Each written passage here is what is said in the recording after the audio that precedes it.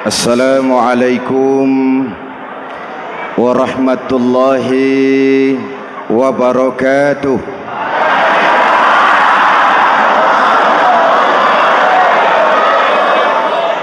Alhamdulillahi rabbil alamin. Wassalatu wassalamu ala asyrafil mursalin Sayyidina wa maulana Muhammadin wa ala alihi wa sahbihi ajmain, amma ba'du. Para ulama yang saya muliakan, hadirin hadirat ma'asyiral muslimin yang saya cintai, banyak kita alami perubahan-perubahan yang terjadi, baik perubahan yang menyangkut sosial budaya, lebih-lebih yang menyangkut sosial politik. Yang tidak banyak mengalami perubahan adalah sosial ekonomi. Bahkan angka kemiskinan kita naik menjadi 3/5 dari total penduduk kita hidup di bawah garis kemiskinan, dan 20% diantaranya miskin mutlak. Perubahan-perubahan yang terjadi menyadarkan kita kepada kebenaran Al-Quran ketika Allah menyatakan wa tilkal ayyamu nudawiluha bainan nas. Hari itu kami putar di antara manusia. Ada saat datang, ada waktu pergi. Ada hari lahir, ada saat kembali. Ada waktu dilantik, ada saat menyerahkan jabatan. Hari kami putar di antara manusia dan hidup cuma sekadar menunggu giliran. Soalnya kemudian di tengah perubahan-perubahan yang terjadi begitu cepat, what must we do now?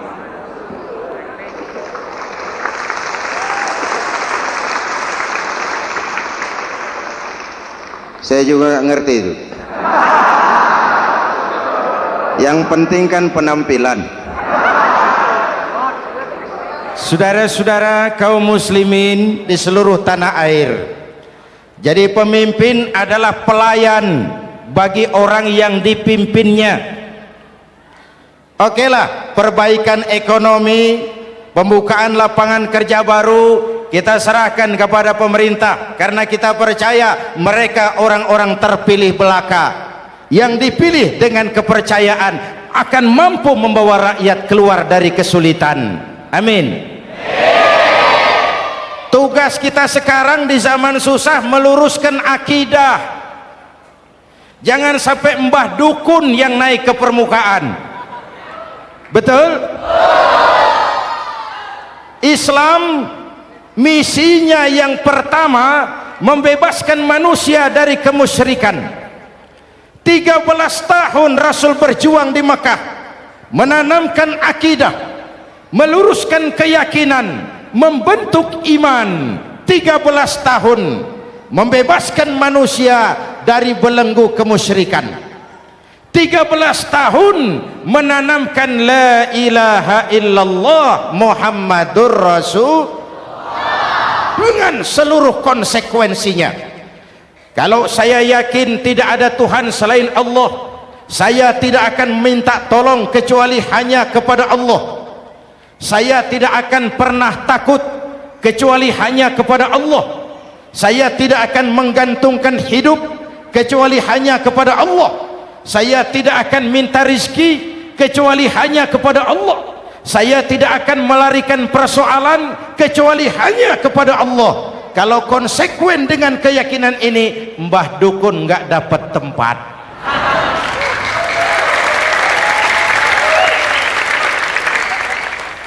Akur? Ayo lihat secara sederhana. Saya sandaran di tiang, tiangnya ambruk, sayanya jatuh. Saya sandaran di tembok, temboknya runtuh, saya juga runtuh. Saya sandaran kepada orang kaya, dia jatuh miskin, saya bangkrut. Saya sandaran kepada jenderal, dia pensiun, saya selesai. Tapi kalau saya sandaran hanya kepada Allah, Allah tidak akan pernah miskin, Allah tidak akan pernah lumpuh, Allah tidak akan pernah terpuruk, dan Allah tidak akan pernah berkurang kekuasaannya.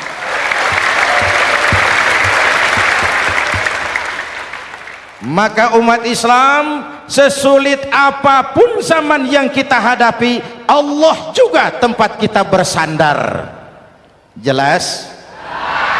Selama ini kita iman dalam ucapan tapi sekuler dalam perbuatan. Di masjid ada Allah, di kantor Allah tidak ada, maka korupsi merajalela.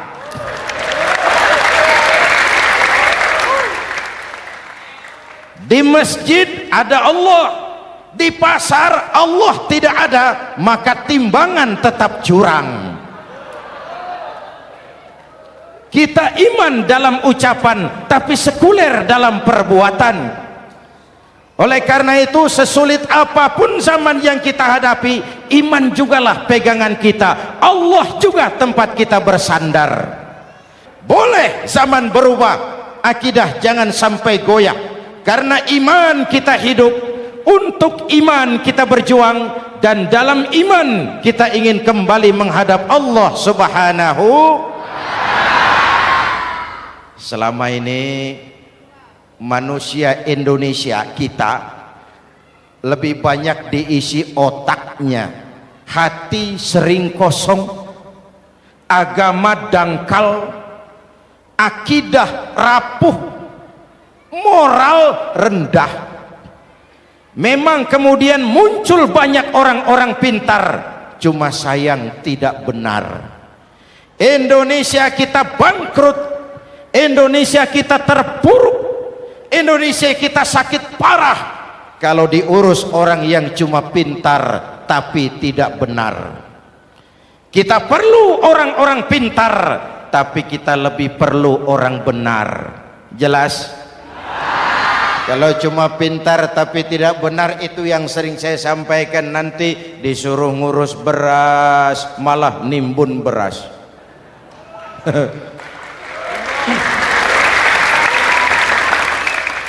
Disuruh ngurus laut malah jadi bajak laut. Disuruh ngurus hutan rame-rame jadi orang hutan. Jutaan hektar hutan Indonesia kita ini merupakan kekayaan sumber daya alam kita yang harus digunakan bagi sebesar-besar kemaslahatan rakyat. Yang disuruh ngurus hukum malah bikin hukum seperti pisau, tajam ke bawah, tumpul ke atas. Jangan heran lalu di masyarakat muncul street justice, pengadilan jalanan, sebagai refleksi dari ketidakpuasan melihat sikap hukum yang sangat berpihak. Kalau yang kecil salah, hukum cepat-cepat ditegakkan.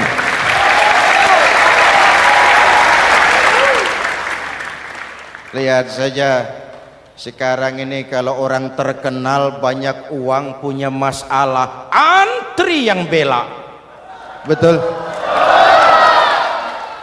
Tapi saudara lihat si Marsinah di Jawa Timur, si Sengkon dan Karta di Jawa Barat, si Udin Bernas wartawan Jogja, terseok-seok mencari keadilan, sampai hari ini urusannya masih remeng-remeng. Kenapa bisa begitu? Jawabannya sederhana, tidak ada fulus. Ada fulus mulus, tidak ada fulus manfus. Betul? Jangan sampai para penegak hukum kita terjebak pada lagu baru, maju tak gentar membela yang bayar. Biar bertentangan dengan nurani, biar bertentangan dengan public opini, biar bertentangan dengan rasa keadilan. Siapa yang bayar itulah majikan, mau benar atau salah belain terus. Kalau seperti inilah hukum kita, mafioso keadilan akan tetap gentayangan. Hadirin yang saya hormati, 13 tahun beliau berjuang di Mekah, meluruskan keyakinan, memantapkan akidah, meneguhkan iman. Dari situ segalanya dimulai, dan ke situ segalanya akan menuju. Intan paling mahal, mutiara paling berharga, tidak lain adalah nilai-nilai keimanan.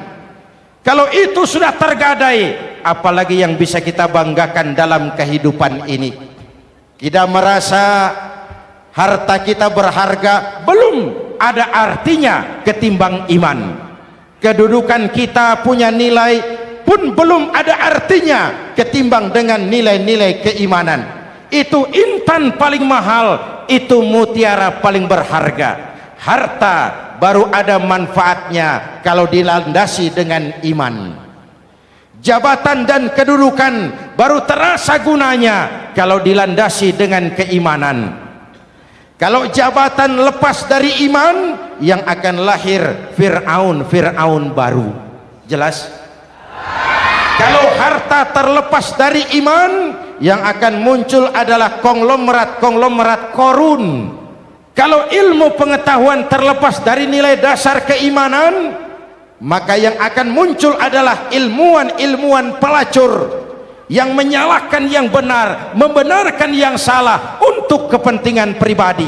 Dan kondisi seperti itu tidak akan membuat kita makin sehat. Oleh karena itu, pada kesempatan ini, pesan pertama saya, menghadapi zaman susah, tetap jaga akidah, tetap pelihara keyakinan. Kesulitan bukan untuk ditakuti, untuk diatasi. Hidup adalah kerja keras, bukan keajaiban. Perubahan tidak akan datang hanya dengan simsalabim abragadabra. Perubahan tidak akan muncul hanya dengan berandai-andai. Perubahan tidak akan turun dari langit seperti turunnya embun di waktu malam. Perubahan adalah kerja keras, sehingga Al-Quran membimbing kita, innallaha la yughayyiru ma biqaumin hatta yughayyiru ma bi anfusihim. Allah tidak akan mengubah keadaan suatu bangsa kalau mereka tidak mau mengubah apa yang ada di dalam diri mereka. Yang ada di dalam diri itu rule of thinking, state of mind, cara kita berpikir, cara kita memandang kehidupan, cara kita mengatasi persoalan. Hadirin yang saya hormati, inilah iman. Berangkat dari ini kita menyadari ini ujian buat kita rakyat. Dan kita rakyat Indonesia ini kalau sama susah sih sudah kenyang. Ya Pak? Ya Pak? Kita ini sebagai bangsa mengalami apa yang disebut oleh Bung Karno up and down, naik turun, timbul tenggelam, pasang surut. 350 tahun dijajah oleh Belanda, kita susah. Berangkat Belanda masuk Jepang, susah lagi. Pergi Jepang datang nikah, susah lagi.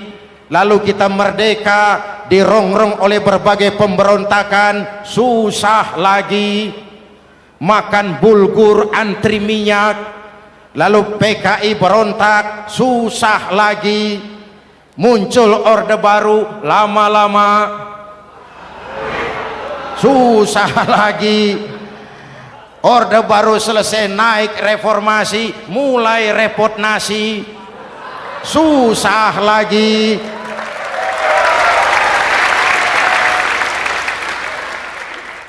Kalau susah kita ini sudah akrab, sudah intim.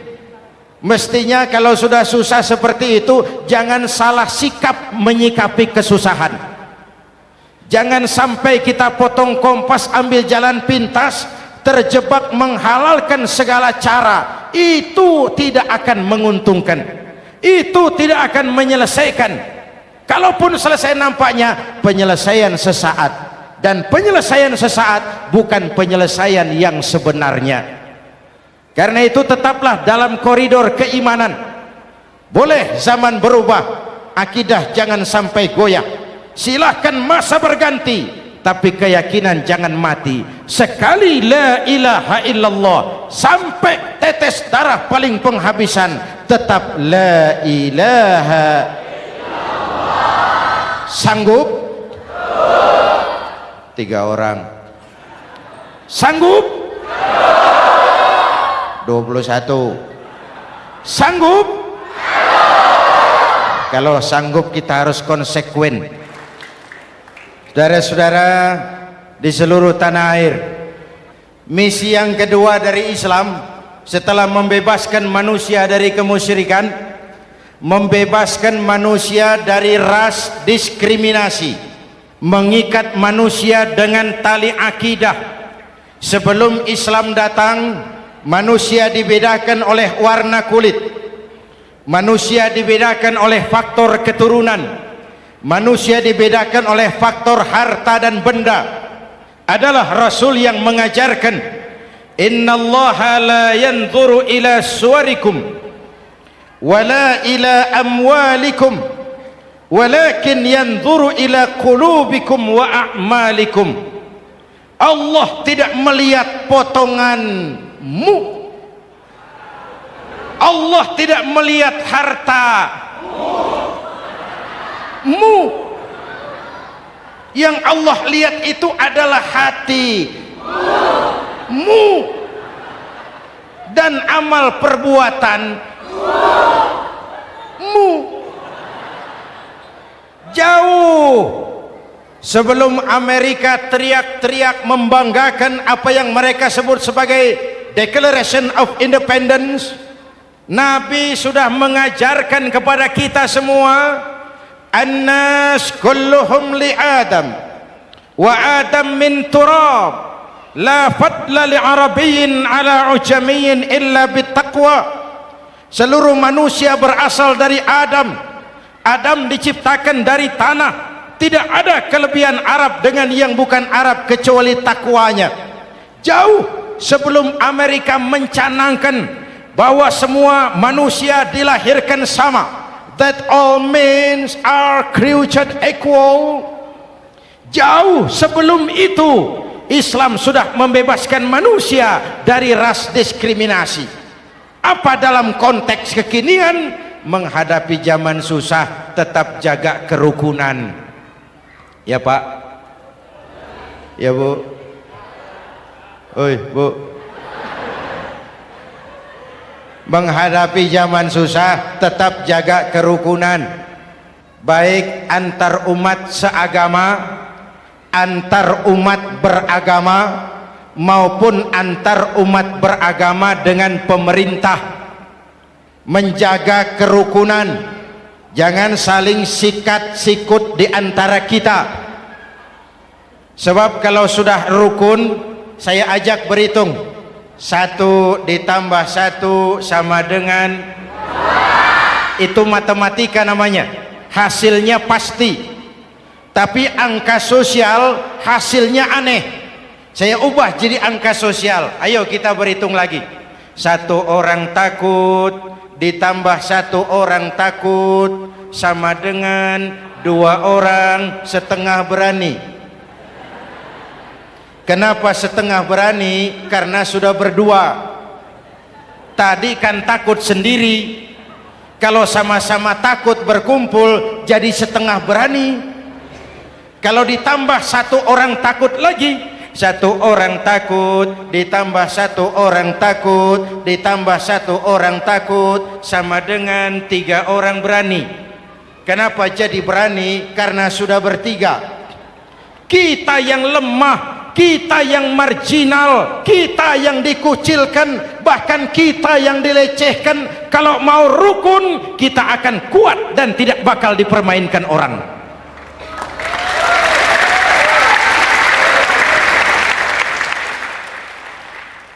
Tapi kalau rukunnya yang satu mau menikam yang lain, saya ajak berhitung lagi. Yuk berhitung yuk. 1 ekor ayam ditambah 1 ekor musang sama dengan 1 ekor musang. Kemana ayamnya? Dimakan musang. Betul nggak nih hitungan? Ayo kita hitung lagi. 1 ekor ayam ditambah 1 ekor musang sama dengan 1 ekor musang. Kemana ayamnya? Dimakan musang. Jadi kalau kita suka kumpul dengan orang yang mau makan kita, selesailah kita.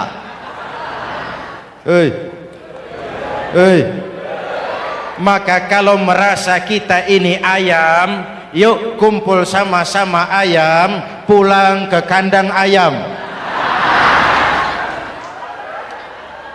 Kalau ada ayam kumpul ke kandang musang, itu namanya ayam minum begon. Jelas? Menjaga kerukunan. Pertama, antar umat seagama, sesama muslim harus saling menjaga, harus saling memelihara. Baik dia muslim yang jadi kapolri, baik dia muslim yang jadi kasat, baik dia muslim yang jadi pengusaha, baik dia muslim yang jadi petani, nelayan, guru, semua komit menjaga semangat kebersamaan, rukun antar umat seagama. Jelas? Jelas? Hadirin yang saya hormati, atas dasar itu saya ingatkan kembali, kita semua ingin persoalan terorisme dilepaskan kaitannya dari agama manapun.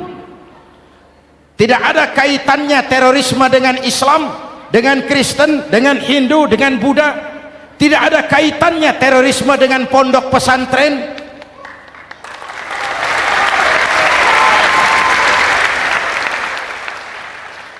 Jangan sampai pesantren jadi kambing hitam. Karena sejak zaman penjajahan, pesantren sudah terbukti memberikan kontribusi bagi perjuangan memerdekakan rakyat Indonesia.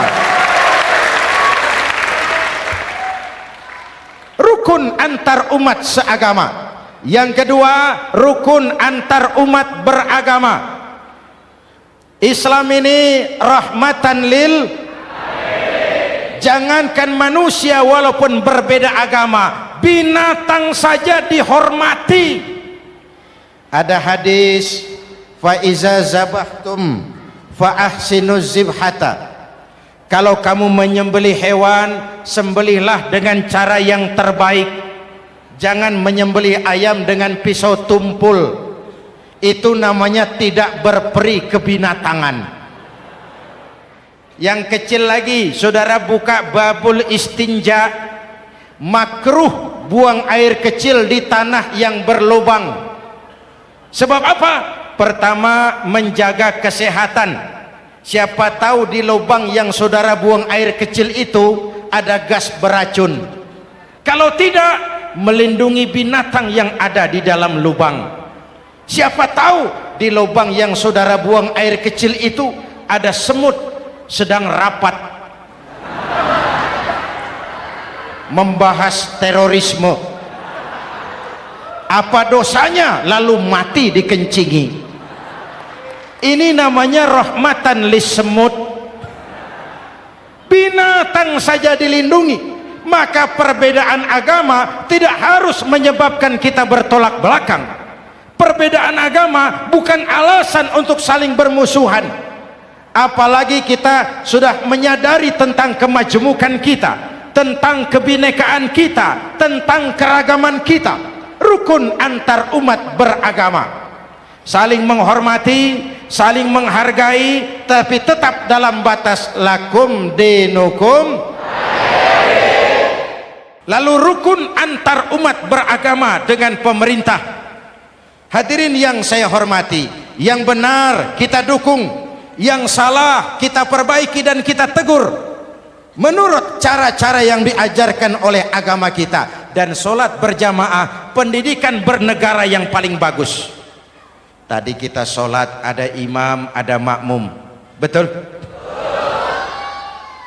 Makmum wajib ikut imam kalau imam benar sholatnya. Rakyat wajib ikut pemimpin kalau pemimpin benar mimpinnya. Masyarakat Islam ini loyal, masyarakat Islam ini bukan pemberontak, masyarakat Islam ini taat dan setia. Kapan? Kalau imamnya benar. Imam takbir, makmum, imam ruku, makmum, imam i'tidal, makmum i'tidal, imam sujud, makmum. Tapi kalau imam keliru, mestinya imam ruku malah sujud. Salah imam ini. Tegur. Siapa yang wajib negur? Makmum yang saf terdepan. Anggota DPR.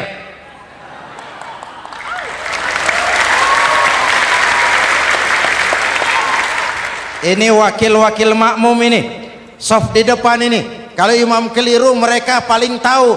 Ngomong, tegur. Bagaimana negurnya? Ada aturan main. Mestinya ruku, imam sujud. Salah ini imam. Subhanallah. Kan begitu negurnya. Betul? Tidak boleh juga imam keliru, makmum emosi. Main pegang, woi makmum salah, hoi. Kacau sholat. Betul? Anggota dewan ini, saf di depan. Itu kalau imam keliru. Satu saat imam buang angin. Namanya manusia bisa buang angin toh. Apa makmum lalu berkata, demi kesetiaan saya kepada imam, imam buang angin, saya lebih keras lagi. Itu namanya fanatisme buta, loyalitas yang goblok. Imam buang angin, minggir. Iyyaka na'budu wa iyyaka nasta'in. Sampai situ imam buang angin, minggir imam. Lalu saf yang di depan maju. Tidak usah bikin solat baru, teruskan pekerjaan imam. Ihdinas siratal mustaqim. Teruskan. Kenapa? Kalau bikin solat baru lagi, nanti buang angin lagi. Bikin lagi solat. Kapan selesainya solat? Kapan selesainya membangun negara ini? Yang penting imam tahu diri, buang angin, minggir.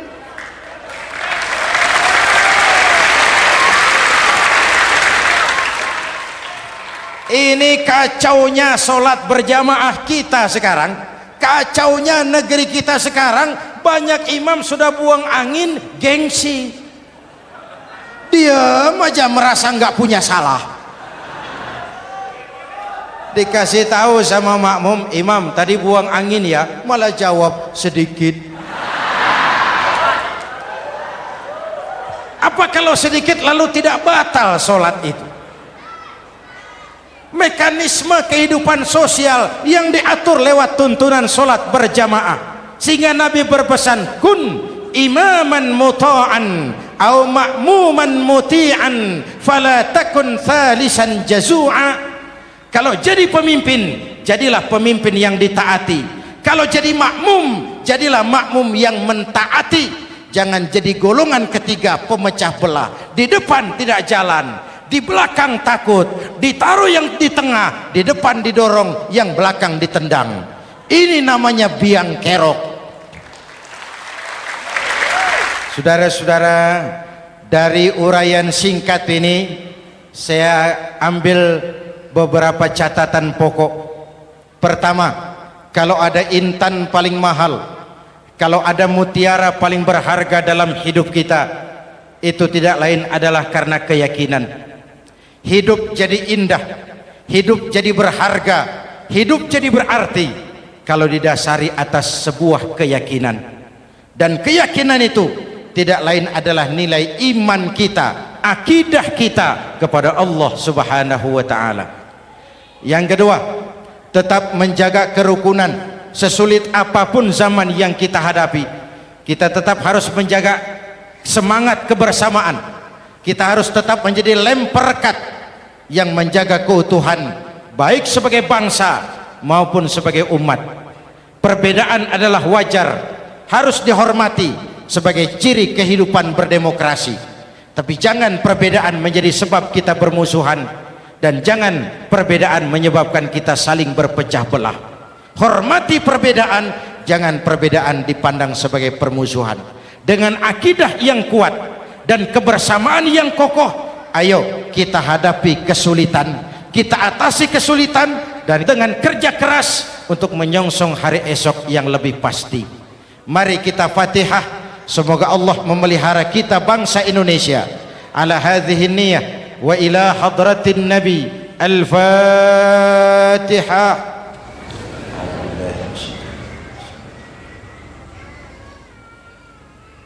Iyyaka na'budu wa iyyaka nasta'in. Ihdinas siratal mustaqim. Siratal ladzina an'amta 'alaihim. Bismillahirrahmanirrahim. Amin. Alhamdulillah rabbil alamin. Allahumma salli wa sallim mubarak ala sayyidina Muhammadin wa ala alihi wa sahbihi ajma'in. Allahumma rabbana taqabbal minna salatana wa siyamana wa qiyamana wa takhasyu'ana wa ta'abbudana wa tammim taksirana ya arhamar rahimin. Allahumma aslih man fi salahihi salahul muslimin. Allahumma ahlik man fi halakihi salahul muslimin. Allahumma rabbana la tu'akhizna in nasina aw akhtana. Rabbana wa la tahmil alaina isran kama hamaltahu ala alladhina min qablina. Rabbana wa la tuhammilna ma la taqata lana bih wa'fu 'anna waghfir lana warhamna anta maulana fansurna 'alal qaumil kafirin. Allahumma ij'alna minas su'ada'il maqbulin wa la taj'alna minal ashqiya'il mardudin. Afdalu ma qultuhu ana wan nabiyyuna min qabli. La ilaha illallah.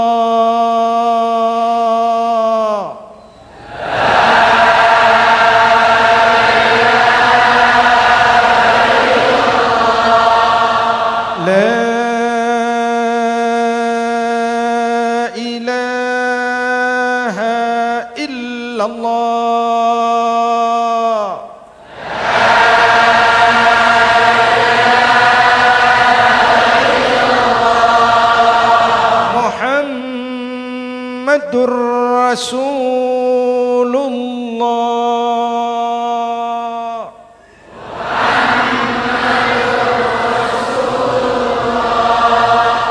Sallallahu alaihi wa alihi wa sallam. Kalimatu haqqin 'alaiha nahya wa 'alaiha namut wa 'alaiha wa biha nub'atsu insyaallah minal aminin minal aminin minal aminin rahmatika ya arhamar rahimin.